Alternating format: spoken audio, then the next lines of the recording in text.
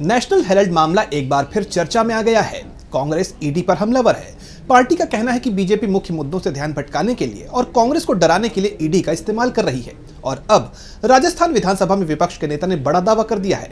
क्या बोले विपक्ष के नेता टीकाराम जूली, जानेंगे इस रिपोर्ट में। ईडी के खिलाफ कांग्रेस की तरफ से अलग अलग राज्यों में धरने प्रदर्शन किए जा रहे हैं। उसी कड़ी में जयपुर में ईडी ऑफिस के बाहर राज्य स्तरीय प्रदर्शन के बाद जिलों में प्रदर्शन हुए। अलवर में हुए विरोध प्रदर्शन में नेता प्रतिपक्ष टीकाराम जूली भी शामिल हुए। उन्होंने कहा कि सभी केंद्रीय एजेंसियां केंद्र सरकार के इशारे पर काम कर रही हैं। इसके साथ ही जूली ने बड़ा दावा भी कर दिया।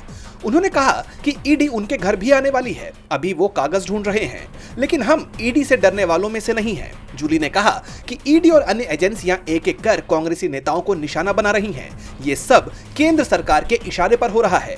अभी प्रताप सिंह खाचरियावास के घर पर ईडी आई, कल उनके घर पर भी आएगी। उन्होंने कहा कि जो लोग कांग्रेस छोड़कर बीजेपी में शामिल हो जाते हैं, उनके खिलाफ ईडी जांच बंद कर देती है। ये कैसी कार्रवाई है, किसी के समझ में ही नहीं आती। जूली ने कहा कि सत्य परेशान हो सकता है, लेकिन पराजित नहीं। हम डरने वालों में से नहीं हैं। जूली ने कहा कि लोकसभा में केंद्र सरकार ने जो जवाब पेश किया था, उस जवाब में ही ईडी अफसरों की मानसिकता की पोल खुल रही है।